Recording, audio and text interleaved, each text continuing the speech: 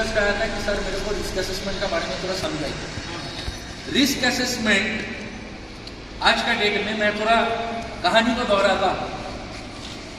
हम लोगों ने जब अपना करियर स्टार्ट किया था 2001-2 में, उस टाइम एक कहा था कोई भी जॉब का हमको जॉब सेफ्टी एनालिसिस चाहिए। जॉब सेफ्टी एनालिसिस मतलब कोई भी जॉब का जेएसए या जेईजे भी बोलता है, जॉब हैजार्ड एनालिसिस। एक एक कंपनी एक एक नाम में बुलाता है, ओरिजिनली चीज एक ही है। उस टाइम उतना सिस्टम करा नहीं था कि जॉब सेफ्टी एनालिसिस बनाना ही पड़े। काम कर लो यार, उसके बाद जॉब सेफ्टी एनालिसिस बनाओ, तो फर्क नहीं पड़ता। उस टाइम मैनेजमेंट का बहुत करार था, जॉब फर्स्ट सेफ्टी लास्ट। इसीलिए क्या होता था, अक्सर देखा जाता था बिना रिस्क को एनविजाज किए, आइडेंटिफाई किए, एनालिसिस किए कोई भी जॉब हम करा देते। इसका नतीजा क्या होता था, एक्सीडेंट। 1 रुपया का अगर कॉइन देखा जाए, हेड होगा सेफ्टी, तो टेल होगा क्या, एक्सीडेंट। तो बाद में जेएसए को रेगुलराइज किया गया, इंस्टीट्यूशनलाइज किया गया। जेएसए करना ही पड़ेगा, नहीं तो जॉब होगा नहीं। हम लोग जेएसए करते। मैंने अपना लाइफ का शुरुआत 2003 में सेफ्टी में फर्स्ट जेएसए किया था। मेरा एक बॉस का साथ बैठ के मिक्सचर मशीन का job safety analysis, tilting drum type, hopper type mixture machine. Tilting drum type hopper रहता है, हॉपर को पलटी कर देता है, उसमें मिक्सचर करता है, सीमेंट मोटर तैयार होता है स्पेसिफिक रेशियो में। उसका हम लोगों ने एक जेएसए तैयार किया था 4 पेज का। उस टाइम जेएसए हम लोग कम पढ़ते थे। जेएसए का मीनिंग था पूरा जॉब को स्टेप बाय स्टेप हम लोग उसको भाग करेंगे। उसके बाद हर एक जगह का हम रिस्क को आइडेंटिफाई करेंगे, हैजार्ड आइडेंटिफाई करेंगे, नॉट रिस्क, हैजार्ड आइडेंटिफाई करेंगे। हर एक हैजार्ड का अगेंस्ट में हम कंट्रोल मेजर्स डेवलप करेंगे। बढ़िया से समझो। तो वो होता था उस टाइम जॉब सेफ्टी एनालिसिस। वो एक क्वालिटेटिव एनालिसिस था, क्वालिटेटिव एनालिसिस। उसमें नंबर सिस्टम नहीं था। तो जेएसए का ये दौर चलता रहा। धीरे धीरे हर एक क्रिटिकल जॉब के लिए, रूटीन जॉब के लिए, जेनेरिक जॉब के लिए ये जेएसए बनाया जाता था। उसका बाद 2008 में ओसास 18001 जब पिक्चर फ्रंट में आया, जब फ्रेम में आया, तो ओसास 18001 2007 वर्षन रिस्क असेसमेंट को लाया। उसका पहले बीआईएस कोड में रिस्क असेसमेंट का जिक्र किया गया, नोटिफिकेशन था। उस टाइम जब 2007 में स्पेसिफिकली रिस्क असेसमेंट आया, उसका नाम था GRA, ग्रुप रिस्क असेसमेंट। मतलब 5 आदमी बैठ के रिस्क असेसमेंट करें। सपोज वर्किंग एट हाइट का अगर जॉब होगा तो सेफ्टी इंजीनियर बैठेगा, एग्जीक्यूशन इंजीनियर जो वर्किंग एट हाइट का जॉब देखता है वो बैठेगा, प्रोजेक्ट मैनेजर चाहे तो बैठ सकता है, चाहे तो नहीं भी बैठ सकता है, बैठने से अच्छा है। वर्किंग एट हाइट का फोरमैन या सुपरवाइजर बैठेगा जिसका तजुर्बा है, जिसको एक्सीडेंट देखा है, जिसको बहुत कुछ मालूम है। और एक वर्कर को भी तुम शामिल कर सकते हो, वर्कर अपना एक्सपीरियंस उसमें डालेगा, आउटकम डालेगा, अपना लर्निंग डालेगा।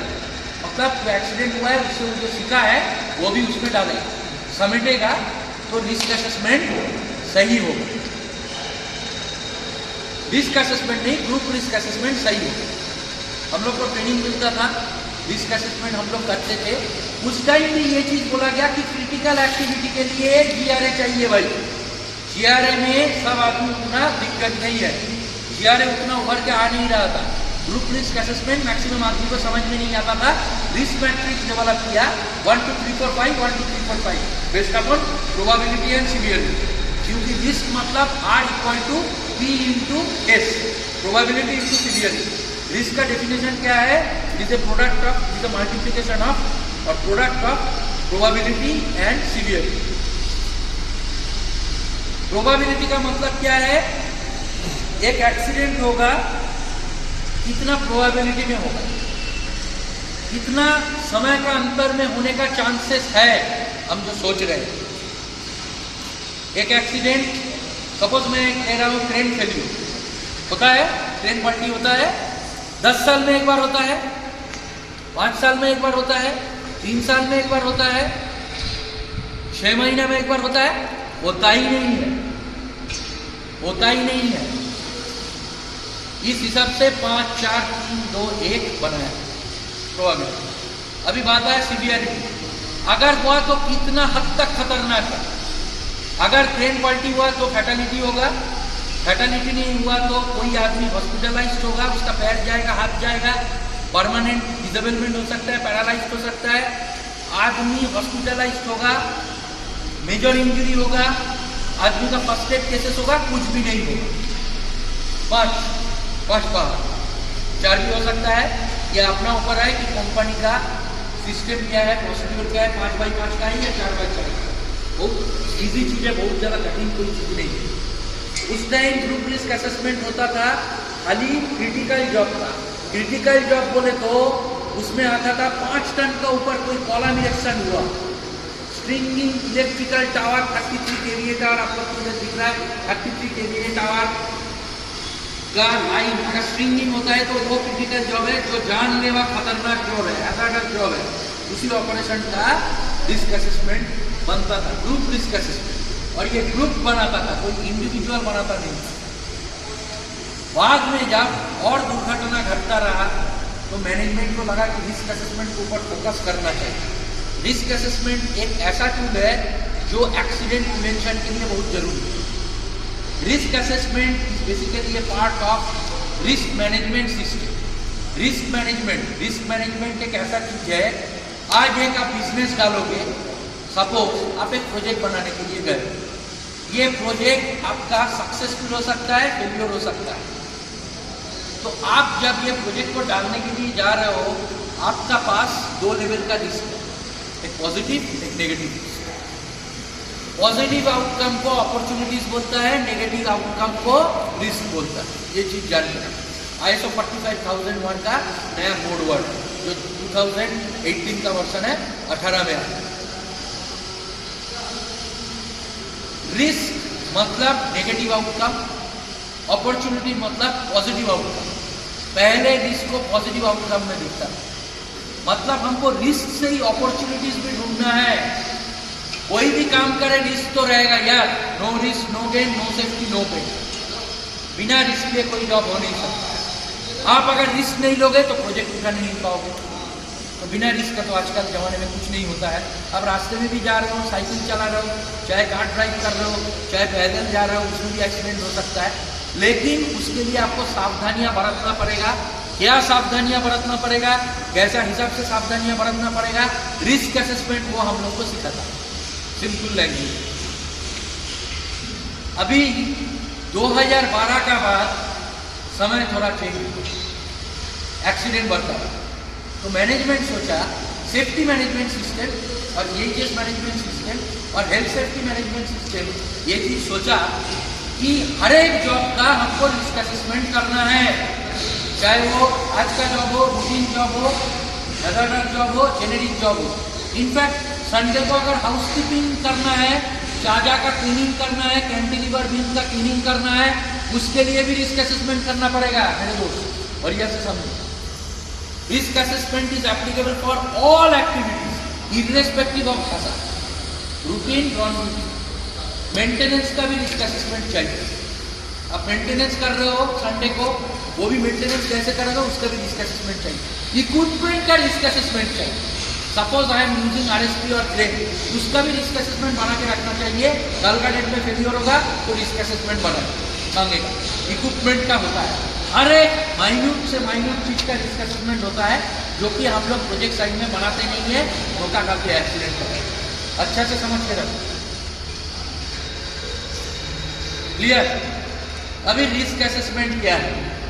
सिंपल लैंग्वेज में रिस्क असेसमेंट मतलब कोई जॉब हम कर रहे हैं, उसमें रिस्क है, उसको हम पहले रिस्क को एनालाइज करेंगे, रिस्क को आइडेंटिफाई करेंगे, उसको एनालाइज करेंगे, फिर रिस्क को हम ऐसा लेवल एग्जिस्टिंग कंट्रोल मेजर्स और एडिशनल कंट्रोल मेजर्स के जरिए रिस्क को हम एक एक्सेप्टेबल लेवल में लाएंगे। रिस्क अगर अनएक्सेप्टेबल लेवल पे रहा तो हम वो जॉब कर नहीं सकते हैं। रिस्क को इसलिए एक्सेप्टेबल लेवल में लाना बहुत जरूरी है, जो लेवल को बोलता है alert level, as low as reasonably practical. हम जब रिस्क असेसमेंट करते हैं generally working at high critical activity के लिए, देखा जाता है हमारा प्रोबेबिलिटी सिवियरिटी हमेशा हाई रहता है। हमारा एंडेवर क्या रहता है, एग्जिस्टिंग कंट्रोल, एडिशनल कंट्रोल, दिमाग से लगा के relevancy of the job, specific requirement of the job, process requirement of the job, ये सब चीज हम लोग अंदर घुस के निकालते हैं कि एडिशनल कंट्रोल में हम क्या डालेंगे। एडिशनल कंट्रोल हमारा सही है तो high level risk, low level risk में आ सकता है। एडिशनल कंट्रोल अगर सही है तभी हमारा high level risk medium level में आ सकता है। कहीं पे कोई लिखा नहीं है कि हमारा रिस्क लेवल हाई रखना है। It depends upon how risk assessor is perceiving the risk और risk auditor is perceiving the risk. ये डिपेंड करता है कि जो रिस्क को असेस कर रहा है क्या लेवल में असेस कर रहा है। हो सकता है ए एक रिस्क को हाई लेवल में असेस कर रहा है, बी एक रिस्क को लो लेवल में असेस कर रहा है, सी एक रिस्क को मीडियम लेवल में असेस कर रहा है। समझने का तरीका, सोचने का तरीका सबका अलग है, इसलिए आदमी भी अलग है। करेक्ट। रिस्क प्रोफाइल बोल के एक मैटर कि रिस्क को प्रोफाइलिंग किया जाता है 3 कैटेगरी में, high level risk, medium level risk, low level risk. Risk assessment में basically we are doing risk profiling. उसका बाद हम क्या करते हैं, कंट्रोल मेजर अडॉप्ट करते हैं इन terms of existing control and additional control. आप चाहे तो मीडियम लेवल रिस्क पहले रख सकते हो, एडिशनल कंट्रोल नहीं है तो उसको मीडियम लेवल में भी छोड़ सकते हो। बट मैं बोलूँगा ये डिपेंड करता है आप रिस्क को क्या लेवल में परसीव करते हैं, ये आपका ऊपर है। कोई रिस्क लेवल को कम, कोई रिस्क असेसमेंट में देखा जाता है कि सब आदमी रिस्क को लो कर देता है। मटेरियल हैंडलिंग होगा, रिस्क लेवल लो, सामान उतरेगा, risk level low, loading unloading होगा, risk level low, working at height, risk level low, arrest में काम होगा, risk level low, confined space में काम होगा, रिस्क लेवल लो। ये गलत है, मतलब रिस्क असेसमेंट सही तरीके से हो नहीं रहा है। रिस्क असेसमेंट अगर सही तरीके से नहीं होगा तो रिस्क क्या है हम जानेंगे नहीं, वर्कर को हम ट्रेनिंग भी देने नहीं पाएंगे। वर्कर का ट्रेनिंग भी रिस्क असेसमेंट का साथ जुड़ा हुआ है।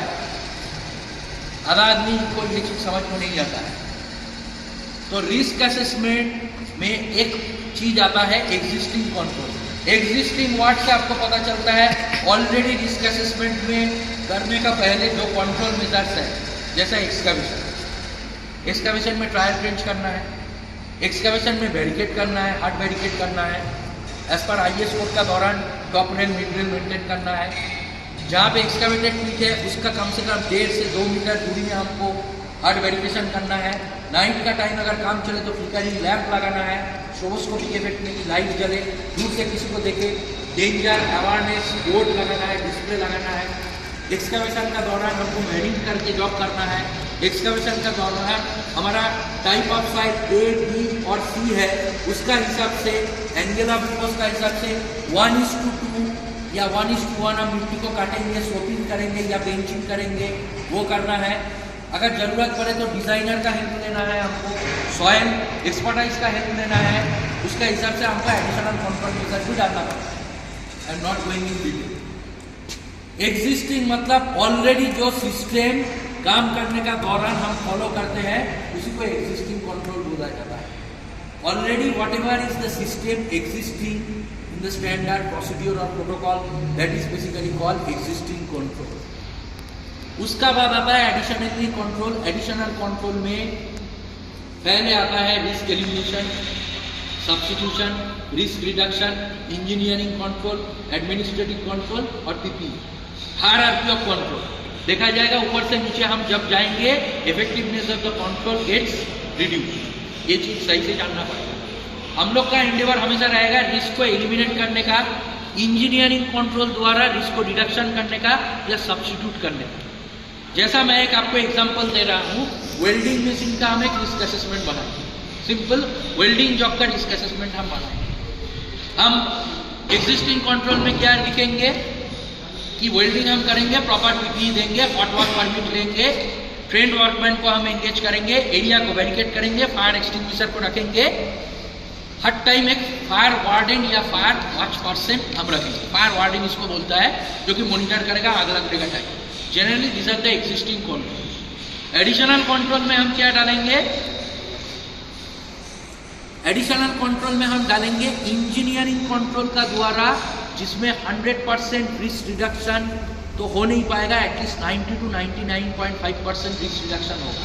मतलब ELCB हम देंगे कि किसी को हमारा जब ये करंट आएगा हमारा सिस्टम में, जब कोई लीकेज करंट आएगा, उससे किसी का इलेक्ट्रोक्यूशन ना हो। ELCB प्राइमरी सर्किट में प्रोटेक्शन देता है। एडिशनल कंट्रोल में हम VRD डालेंगे, so that output voltage for the welding machine during welding should be limited to 18 volt. 18 volt होगा कि एक आदमी अगर उसको नेकेड हाथ से टच भी करे, उसको एक टिंगलिंग शॉक लगेगा। कहीं पे बहुत टाइम देखा जाता है कि हम लोग मॉइस्चरस एरिया में काम करते हैं, वाटर लॉक्ड एरिया में काम करते हैं, कॉन्फाइंड स्पेस में काम करता है, वर्किंग एट हाइट में काम करता है, वहाँ पे इलेक्ट्रिक शॉक लगते ही आदमी मर जाता है। तो इसीलिए VRD as a secondary method of control में भी हम दे सकते हैं वोल्टेज रिडक्शन डिवाइस। वो ओपन सर्किट वोल्टेज को आउटपुट में इतना कम कर देता है कि आदमी का मरने का चांसेस नहीं रहता है। और हमेशा VRD का मशीन का VRD ऑन होना चाहिए, ये चीज़ भी आपको चेक करना पड़ेगा। तीसरा क्या हो सकता है? वेल्डिंग फ्यूम्स बहुत सारा निकलता है। अगर हम लोग कोई नॉन वेंटिलेटेड प्लेसेस में या क्लोज जगह में अगर वेल्डिंग करें, तो हम लोग को वेल्डिंग का फ्यूम, क्योंकि welding basically originates lot of fumes, like हमारा जो इलेक्ट्रोड होल्डर रहता है उसमें जिंक रहता है, मैंगनीज रहता है, मैग्नीशियम रहता है, कैडमियम रहता है, बहुत सारा हेवी एलिमेंट रहता है। उसका जो फ्यूम्स रहता है, तो फ्यूम्स अगर हम इनहेल करें तो हमारा लंग्स खराब हो सकता है। Prolong period of exposure lungs cancer तक भी हो सकता है। Basically, it is the fumes and vapor which causes the problem for our lungs. जैसा जिंक से एक डिजीज होता है zinc fume fever. Zinc fume आप अगर ज़्यादा इनहेल करते हो, जिंक फ्यूम फीवर होता है, आपको एक फीवर होता है। आप अगर कोई जनरल डॉक्टर के पास जाओगे वो बता नहीं पाएगा, अगर कोई सेफ्टी ऑफिसर के पास आओगे वो बता देगा कि आप कौन सा जॉब में था, क्या इनहेल किए हो। अगर आपको पता चलेगा जिंक इनहेल किया तो जरूर जिंक फ्यूम फीवर, तो आपको मतलब वो जगह से हटाना पड़ेगा फॉर द टाइम पीरियड, फिर अपने आप ठीक हो जाए। ऐसा बहुत सारा चीज होता है, I am not going in detail. तो एडिशनल कंट्रोल में आपको दिमाग से निकालना पड़ेगा, दिमाग से लाना पड़ेगा, सोचना पड़ेगा क्या क्या कंट्रोल मेजर्स आप एडॉप्ट कर सकते। वर्किंग एट हाइट का मैं एक एग्जाम्पल ले रहा हूँ। वर्किंग एट हाइट में एग्जिस्टिंग कंट्रोल हमारा क्या क्या रहेगा? वर्किंग एट हाइट में एग्जिस्टिंग कंट्रोल रहेगा trend workman deputed for the job, number 1। Height work permit system already implemented. Third में हमारा रहेगा कि safe system of work implemented. Safe system of work किसको बोला जाता है? Training, information, instruction, supervision. Training सही से दो, इंफॉर्मेशन सही से पास करो, इंस्ट्रक्शन सही करके दो, सुपरविजन मॉनिटरिंग करो, सुपरवाइजर द्वारा खुद को मॉनिटरिंग करो। कहीं पे कुछ भी स्लैगिशनेस होना नहीं चाहिए, कहीं पे चलता है एटीट्यूड होना नहीं चाहिए, कहीं पे कॉम्प्लासेंसी होना नहीं चाहिए। उसका बाद आप जहाँ पे वर्किंग एट हाइट करोगे उसको पूरा बैरिकेड कर दोगे, कोई आदमी उधर जाने नहीं पाएगा।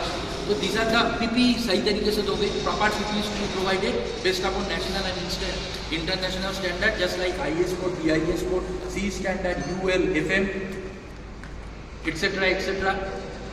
एडिशनल कंट्रोल में आप क्या करोगे? एडिशनल कंट्रोल में आप डालोगे implementation of fall arrester should be implemented. Implementation of fall arrestor should be a must. It can be rope grab or vertical type fall arrestor. It can be a retrograde type fall arrestor. आपको life line सही से देना पड़ेगा। Life line का standard है, पहले था 20 mm DP रोप, अभी हो गया है 25 mm डीपी रोप या 8 mm steel web. That to sagging ना हो, इसके लिए आपको क्या देना पड़ेगा? टेंशनर देना पड़ेगा, टर्न बकल देना पड़ेगा, एनर्जी एब्जॉर्बिंग एलिमेंट देना पड़ेगा, so that sagging of the life line should not be more than 50 degrees, otherwise it will not take the intended load.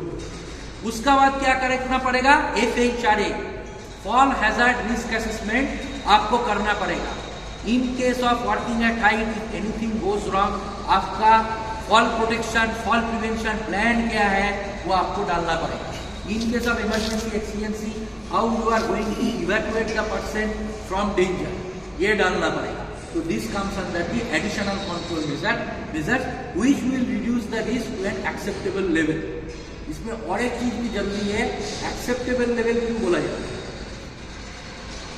हर एक रिस्क असेसमेंट में एक्सेप्टेबल लेवल में risk assessment करने का बाद भी कुछ रिस्क रह जाता है, जिसको रेसिडुअल रिस्क बोला जाता है। Risk level should be come to an acceptable level so that we can execute the work with stipulated amount of risk. That is called alert as well as reasonably practical. अभी ये risk assessment एक legal requirement है, documented procedure है। Risk assessment खाली मुंह में बात करने से नहीं होता है। रिस्क असेसमेंट एक प्रिस्क्राइब फॉर्मेट में आपको बनाना है, प्रॉपर फॉर्मेट में बनाना है।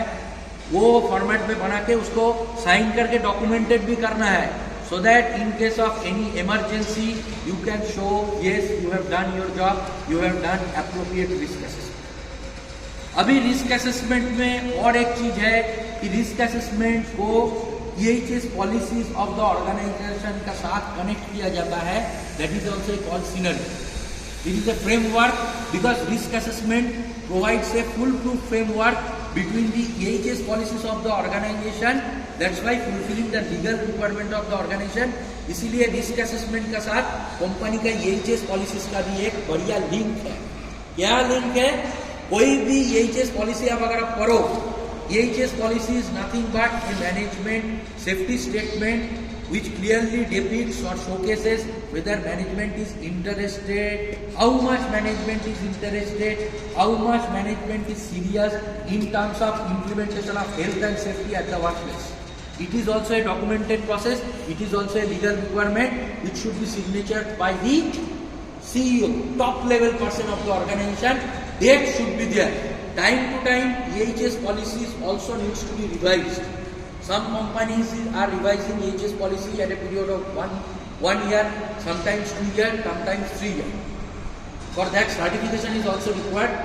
Lot of ISO certification is also required. According to certification, आपका प्रोसेस में कुछ चेंजेस होता है, मैनेजमेंट में कुछ चेंजेस होता है, एक्सीडेंट होता है, आपका इक्विपमेंट में चेंज होता है, आपका सामान में चेंज होता है, आपका मैन पावर में चेंज होता है, आपका पूरा सिस्टम प्रोसीड्योर चेंज होता है।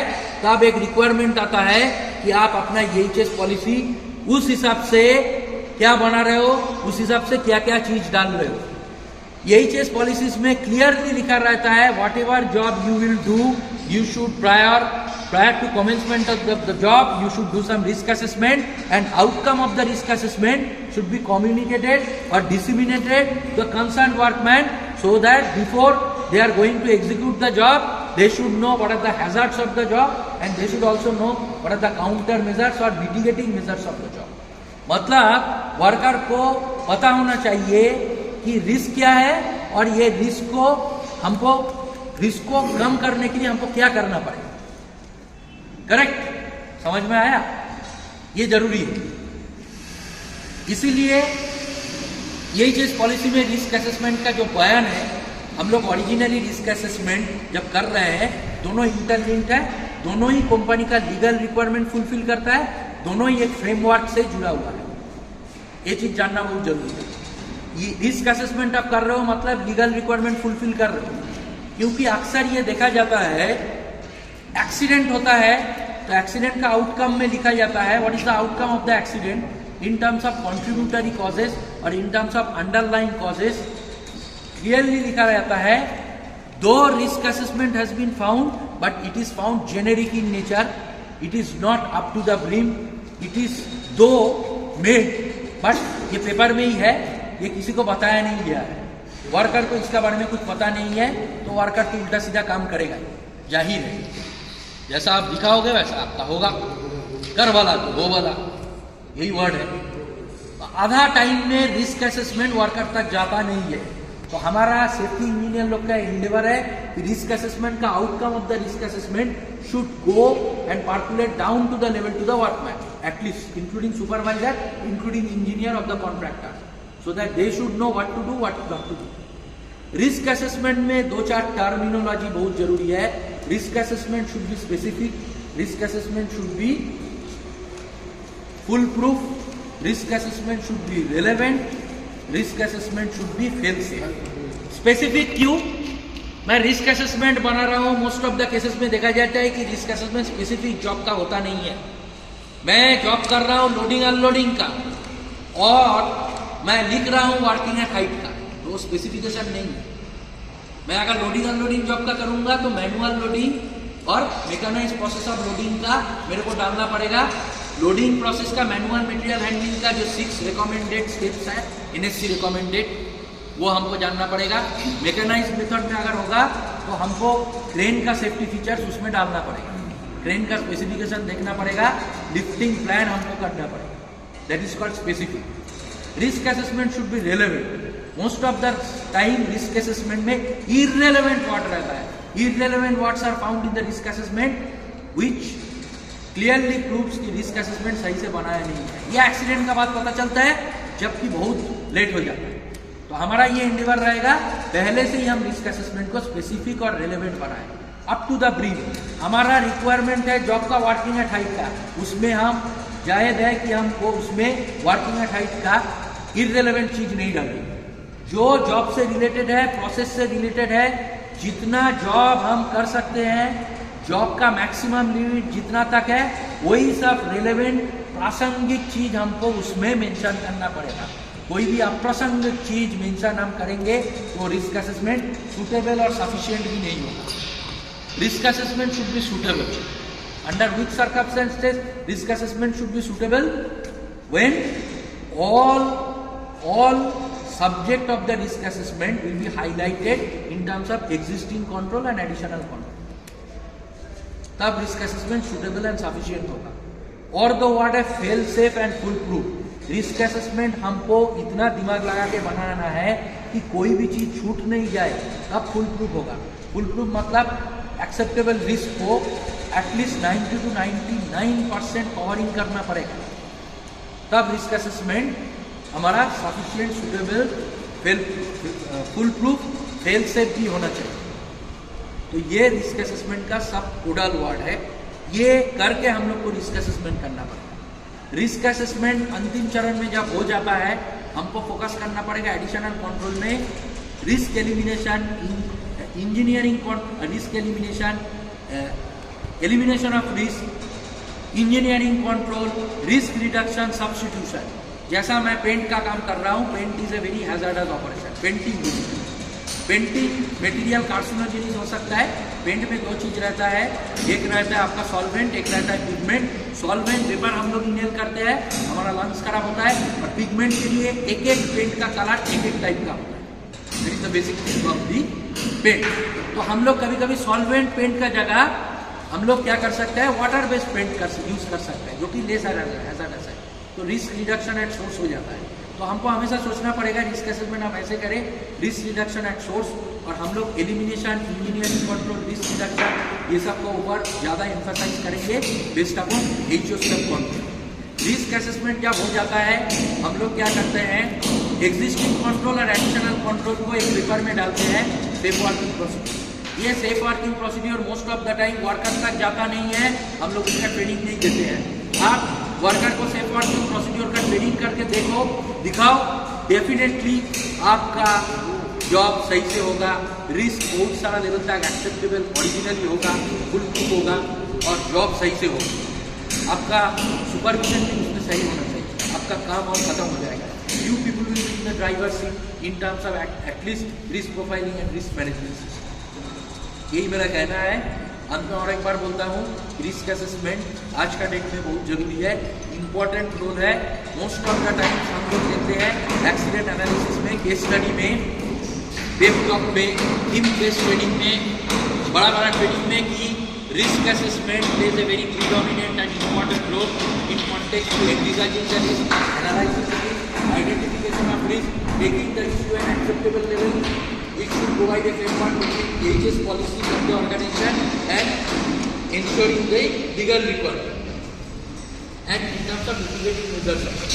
So risk assessment हम लोग को सीरियस करना है, time to time risk assessment हम लोग को रीलूप भी करना है, रिविजिट भी करना है।